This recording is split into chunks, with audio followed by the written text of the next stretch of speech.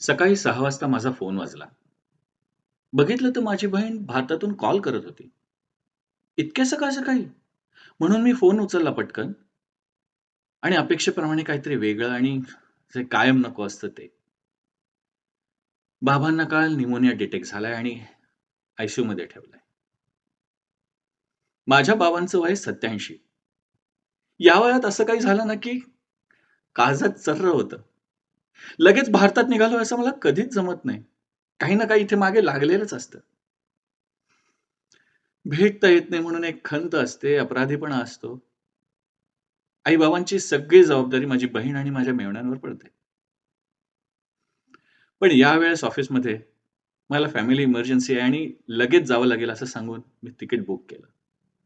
ताईलाही बरं वाटलं. 2-3 दिवसातच पुण्यात होतो. बाबांना जिथे ॲडमिट केलं होतं तिथे, म्हणजे पुना हॉस्पिटलमध्ये तिथे जाऊन पोहोचलो.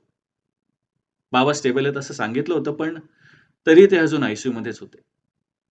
आयसीयूपाशी पोहोचलो तेव्हा बाहेर आई, माझेच 1-2 मामा, काका तिथे आलेले होते.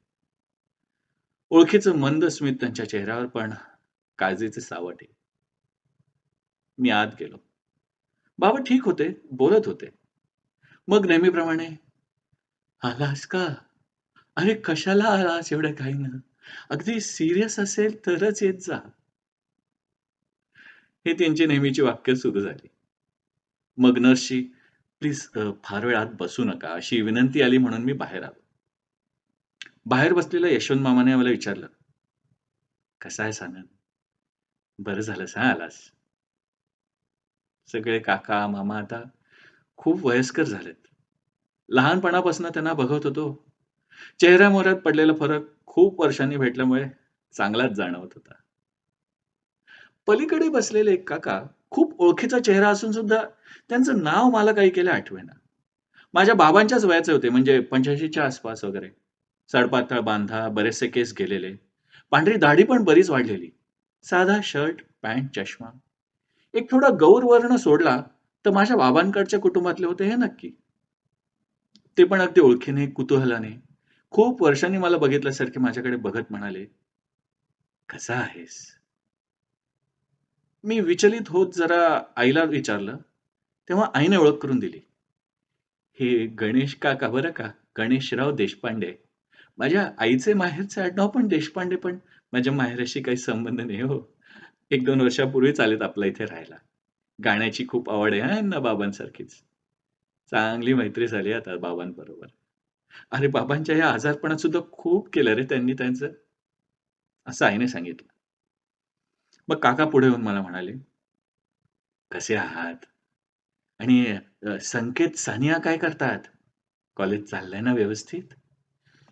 या प्रश्नावरनं कळलं, की माझ्या आई-बाबांशी त्यांची इतकी चांगली ओळख झाली आहे, की माझ्या मुलांची नावं सुद्धा त्यांना लक्षात होती. मी पण मग माझी खुशाली कळवली त्यांना. पण माझ्याकडच्या त्यांच्या नजरेनं मला काहीतरी विलक्षण वाटलं. जसं काही त्यांना काहीतरी अजून बोलायचं होतं माझ्याशी. तेवढ्यात डॉक्टर आले, आत गेले आणि बाहेर येऊन आम्हाला सांगितलं, "तसे ठीक आहेत, पण अजून जरा 3-4 दिवस काळजी घ्यायला हवी. पूर्ण ताप उतरला आणि एक्स-रे क्लिअर झाला ना, की मग आपण त्यांना बाहेर आणूया." ठीक आहे. मग पुढचे काही दिवस हॉस्पिटलमध्ये आमच्या सगळ्यांच्या येरझाऱ्या सुरूच होत्या. हॉस्पिटलमध्ये कधीही गेलं, की गणेश काका असायचेच काय. खूपच जवळीक निर्माण झाली होती त्यांच्याशी. बाबांची तब्येतही आता थोडी-थोडी बरी होत चालली होती. एकदा हॉस्पिटलमध्ये बाबांशी च्या खोलीबाहेर बसलेला असताना, माझ्या आणि काकांच्या बऱ्याच गप्पा रंगल्या होत्या. गाणं, सिनेमा, हल्लीची पिढी, पुढची पिढी असं बरंच काही. गाणं बजावण्याशी संबंध असल्यामुळे आमचे बरेच कॉमन टॉपिक्स होते. ते पण माझ्यासारखेच गुलाम अलीचे फॅन बरं का. थोड्याच दिवसात गणेश काकांशी माझा चांगला परिचय झाला. म्हातारपणामुळे कधी-कधी असंबद्ध बोलायचे. त्यांना हातवारे करण्याची सुद्धा एक विचित्र गंमतशीर सवय होती बरं का. ते बघून मी आईला म्हणायचो, "लागले. विमान चालवायला लागले." मग हॉस्पिटलमध्ये येताना त्यांना आणणे, कधी-कधी परत नेणे असे पण सुरू झाले. घरी कोण असं विचारलं तर एकटाच राहतो असं म्हणायचे. तुमच्या घरापर्यंत सोडू का? असं विचारलं तर कायम नको म्हणून म्हणायचे. जवळच आहे, जाईन चालत. एकदा काकाने मला जाब विचारलाच शेवटी. "येत का नाही साईबाबांना भेटायला वरचेवर?" म्हातारे झालेत रे आता दोघं. अच्छा, आता लक्षात आलं. त्या दिवशी त्यांना माझ्याशी काय बोलायचं होतं ते हे होतं म्हणजे. मी कारणं सांगायला सुरुवात केली. अहो, अशी सुट्टी पटकन नाही मिळत हो काय हो. तर एकदम म्हणाले, "अरे पण जॉर्ज पण इमिग्रंट आहे ना.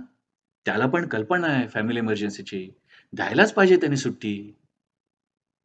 माझ्या बॉसचे नाव काकांनी इतक्या सहज कसे काय घेतले? जसं काय मीच त्यांना सांगितलं होतं. मला काहीतरी शंका आली. त्यांनी माझ्या बॅगेतले कागदपत्र बघितले की काय? कारण पुण्यातल्या कॉन्ट्रॅक्टर्सना द्यायला म्हणून माझ्या बॉसनी काही डॉक्युमेंट्स दिले होते आणि त्याच्यावर त्याचं नाव होतं आणि मी माझी सॅक सगळीकडेच घेऊन फिरायचो. असंच एकदा लक्षात आलं, त्यांनी बसल्या-बसल्या माझ्या फोनचा पासकोड पण टिपला होता.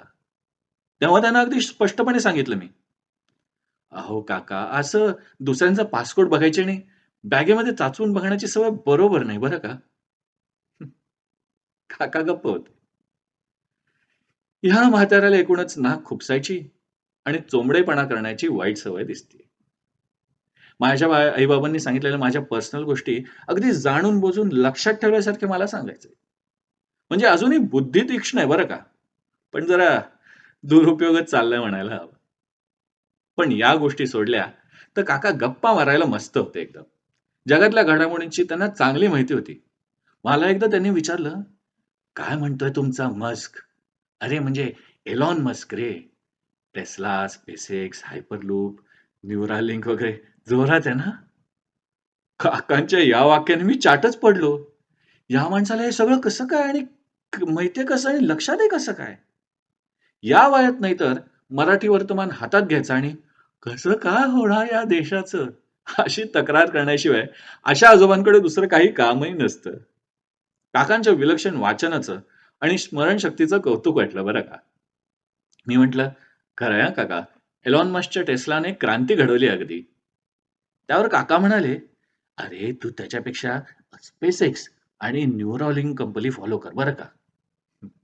मला तर Neuralink कंपनीबद्दल काहीच ठाऊक नव्हतं. "तुम्ही त्याला Twitterवर वगैरे फॉलो करता का?" असं मी विचारल्यावर चक्क म्हणाले, "हो, करतो की."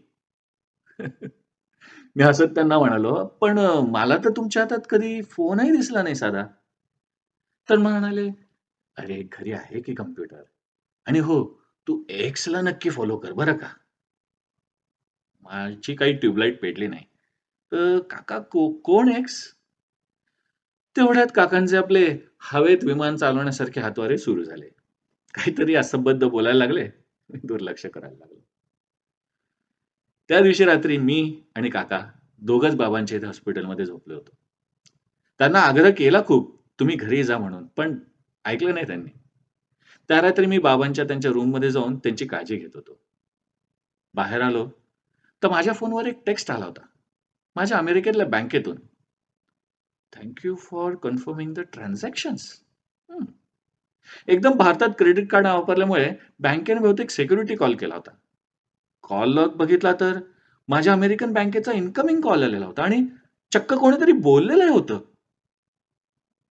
मी आत गेलेला असताना कॉल आला आणि घेतलाय म्हणजे म्हणजे नक्की काकांनी केलेलं आहे हे. आता मात्र मी वैतागलो. "अहो काका काय चाललंय हे? तुम्ही माझे कॉल कसे काय घेता?" काकांनी सारवासारव करायचा प्रयत्न केला आणि "1 मिनिटं, तुम्ही आयडेंटिटी व्हेरिफिकेशन कसं काय केलंत? सोशल सिक्युरिटी नंबर वगैरे विचारला असेल ना बँकेने? तुम्हाला कसं काय माहिती आहे? ते तर कुठल्याही डॉक्युमेंटमध्ये वगैरे नाहीये. माझ्याबद्दल एवढी माहिती कशी काय तुमच्याकडे?" शेवटी काका काय माझ्याकडे स्मितहास्य करत म्हणाले, "आता झोप, उद्या बोलू आपण. माझ्या घरी ये रात्री जेवायला. सांगेन तुला सगळं." मी जरा वैतागलेलोच होतो. दुसरा दिवस कसाबसा काढून मी काकांनी दिलेल्या पत्त्यावर गेलो. माझ्या बाबांच्या घरापासून खरं म्हणजे खूप दूर होतं ते. अगदी एकाकी, सगळीकडे अंधार. इतक्या लांब हे चालत जायचं मी त्यांना सोडल्यावर? माझ्या मनातली उत्सुकता वाढतच चालली होती.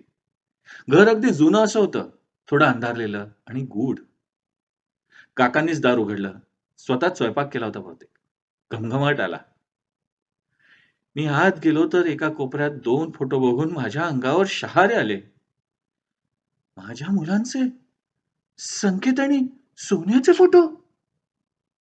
अहो काका, माझ्या मुलांचे फोटो तुमच्या घरात? हे काय चाललंय? एक तर माझ्या प्रत्येक गोष्टीची तुम्हाला माहिती कशी काय? अगदी खाजगी सोशल सिक्युरिटी नंबरपर्यंत आणि ते माझ्या मुलांचे फोटो? सगळं सांगतो, सगळं सांगतो. बस तर जरा. एक-एक ड्रिंक घेऊया. तुझी आवडती सिंगल मॉल्ट काढतो. ग्लेनलिव्हिट. बरोबर ना? म्हणजे माझ्या व्हिस्कीचा चॉईस पण त्यांना माहिती आहे. माझ्या मनात एकच प्रश्न. काका तुम्ही कोण आहात? काकांनी स्मित हास्य करत माझ्या हातातला माझा फोन घेतला आणि फोनवर बोट ठेवून फिंगरप्रिंटने अनलॉक केलेला माझा फोन माझ्या हातात परत दिला. मी थक्क झालो. म्हणजे माझी फिंगरप्रिंट आणि त्यांची सेम? योगायोग? मला म्हणाले, "आता तरी ओळखलास का मला?" मला तर काहीच सुचत नव्हतं. थोडी भीतीही वाटायला लागली होती. ही काय भुताटकी आहे?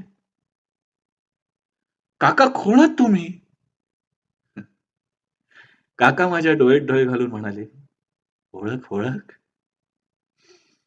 नजर प्रेमळ होती, पण माझ्या पोटात धस्स झालं. त्या डोळ्यांना एक भयानकतेची किनार होती. मग मला म्हणाले, "अरे, मी म्हणजे तूच आहेस. स्वतःला ओळखलं नाहीस बघ." "म्हणजे तू? म्हणजे मला काही कळत नाहीये." "अरे, मी म्हणजे तू. आनंद पुराणिक. ही गणेश देशपांडे माझी आयडी आहे रे. आपलं तिसरं नाव गणेश. आठवतंय ना? चतुर्थीला जन्म झाला म्हणून आईने ठेवलेलं. आणि देशपांडे हे आपल्या आईचं माहेरचं आडनाव." "काका तुम्ही काय बोलताय? काहीच कळत नाही मला. अहो कसली आयडी? आणि तुमचं पण नाव आनंद पुराणिकच?" "अरे बॅक टू द फ्युचर आवडता सिनेमा ना आपला. आठवतोय की नाही?" "आपला? जसं काय आपण दोघांनी मिळूनच तो बघितला होता." "अरे त्या चित्रपटासारखाच बॅक टू द पास्ट झालं बघ. 2053 साली एक जगाला हादरवणारी न्यूज येणार आहे. अरे त्या सिनेमाला दाखवलं ना, त्याचप्रमाणे खरोखर टाईम ट्रॅव्हल मशीनचा शोध लागेल. तुला त्या दिवशी म्हणालो ना, तू एक्सला फॉलो कर.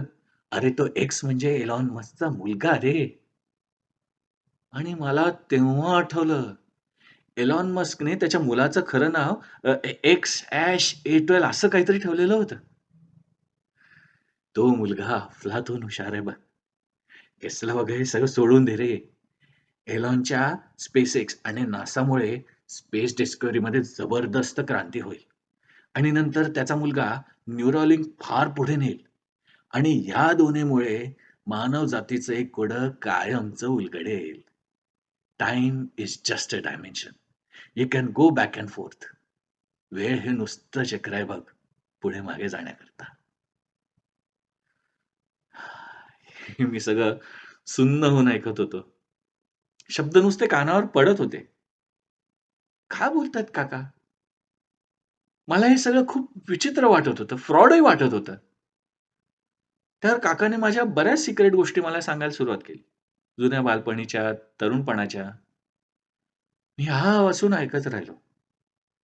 धक्क्याने खुर्चीमध्ये खिळूनच बसलो होतो जणू. माझ्यासमोर मीच होतो. माझंच वयस्कर स्वरूप. मला एकदम लक्षात आलं. मी म्हणालो, "काका पण मी एवढा गोरा तर नाही तुमच्या समोर." मग काकांनी तो प्रश्न अर्धवट तोडतच मला उत्तर दिलं. "अरे, इथे टाईम मशीन मी भूतकाळात आलो, तर असे थोडेफार बदल नाही करता येणार मला. डोळे सोडून बरंच काही बदलता येतं बघ."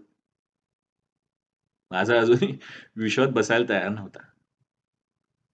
"काका, मला नाही वाटत 32 वर्षात एवढं काही घडेल म्हणून." अरे, आता 20 वर्षांपूर्वीपर्यंत नुसतं बोलण्यासाठी टेलिफोन एक्सचेंजमध्ये विनंती करून आपण एस-टी-डी आणि आय-एस-टी लावत होतो. आठवतंय ना? आणि आता रोज व्हिडिओ कॉल करून बोलतो एकमेकांशी. हे जग असंच आहे मग, भास आहे नुसता. तरी सुद्धा मानवजातीचा दिसू शकतो असल्या गोष्टीवरच विश्वास असतो बघ. जाऊ दे. घे. जेवायला घे. हरवलेला मी माझ्याच हातचा मेक्सिकन राईस खात होतो. तो ओळखीचा स्वयंपाकाचा वास माझ्याच हातच्या जेवणाचा होता.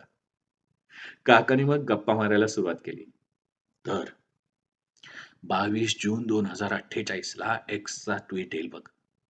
त्याची वाट बघ. Need volunteers for time travel machine testing. तिथे सगळं लिहिलेलं असेल नेहमीप्रमाणे. You can lose your life. तुम्ही मरू शकता, अपंग होऊ शकता, वेडे होऊ शकता वगैरे वगैरे. पण काळजी करू नकोस. लगेच अप्लाय करून टाक. टाईम ट्रॅव्हल मशीनची संधी लगेच परत मिळणार नाही. मला माहितीये आपल्याला या गोष्टीची किती आवड येते. खरं तर हेच सांगायला आलो होतो तुला. आणि दुसरं म्हणजे आई-बाबांबरोबर राहायला ये रे आता. तुला माहितीये किती मिस करतात आपल्याला ते. तिकडचं सगळं सोडून येणं आपल्याला जमलं नाही आणि ते दोघे गेल्यावर प्रतिभावनेने हृदय पोखरलं रे पार. मी हा उपाय शोधून काढला.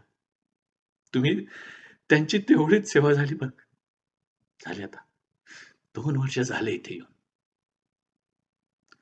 हे सगळं सांगत असताना काका अस्वस्थ होताना दिसत होते. सारखेच हातवारे करत होते. असंबद्ध बोलायला लागले एकदम. भिंतीकडे बोट दाखवत होते. "काय होतंय काका?" असं विचारल्यावर म्हणाले, "फार अलार्म्स वाजतायत रे. त्रास व्हायला लागलाय." "अलार्म्स? अहो कुठे? फोनवर का?" "नाही रे. आता फोन कसले? फोनचा जमाना झाला जुना." आतल्या खोलीत जाता त्यांनी मला त्यांचा चष्मा काढून दिला. "लाव" म्हणाले. मी लावला, तर आजूबाजूला स्क्रीन्स आणि छोटे ड्रोन्स दिसायला लागले. कर्कश अलार्म्स वाजत होते सगळीकडे. काका हवेत हातवारे करायचे ते हेच ऑपरेट करायला हवं होतं. त्यांनी आत गेल्यावर सांगितले, "अरे, न्यूरॉलंकवर वॉर्निंग होती. Avoid meeting yourself. Do not take the risk." पण मी घेतली स्वतःला भेटण्याची रिस्क. त्याचा काहीतरी प्रॉब्लेम झालेला दिसतोय. तुझ्या डोळ्यात रोखून बघितलं ना, तेव्हापासून काहीतरी होतंय. एनर्जी कॉन्फ्लिक्ट म्हणे. काकांना म्हणजे मी त्या बेडवरती झोपवलं. मला म्हणाले, "मला जायला पाहिजे माझ्या परत वर्तमानात. होपफुली जाताना काही प्रॉब्लेम होणार नाही." काका हातवारे करत होते काहीतरी. अस्वस्थ अवस्थेत पटकन बेडवर पण पडले.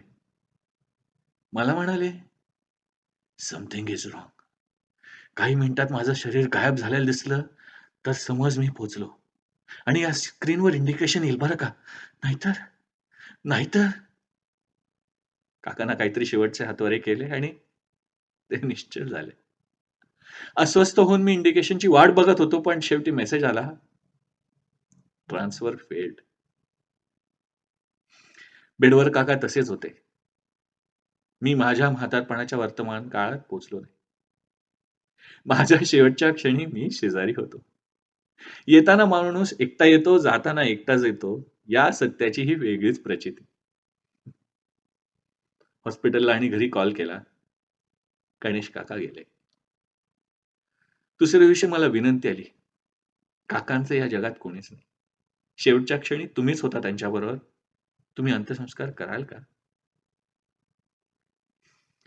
वैकुंठ स्मशानभूमीत मी माझ्यावरच अंत्यसंस्कार केले. अग्नी दिल्या काकांचं शरीर एखाद्या कापडासारखं पटकन जळून गेलं. सगळेच चक्रावले. माझ्या चष्म्यावरचा फोटो आला. मी आणि काका. मी आणि भविष्यातला मी. मी आणि मी. भिंतीकडे बघताना त्या उडत्या अदृश्य ड्रोनने कधी आमचा फोटो घेतला कळलंच नव्हतं. खाली मेसेज होता. हा आमचा टिपलेला क्षण. Are special memory. Nice to meet myself Anand. स्वतःलाच भेटून खूप छान वाटलं बघ.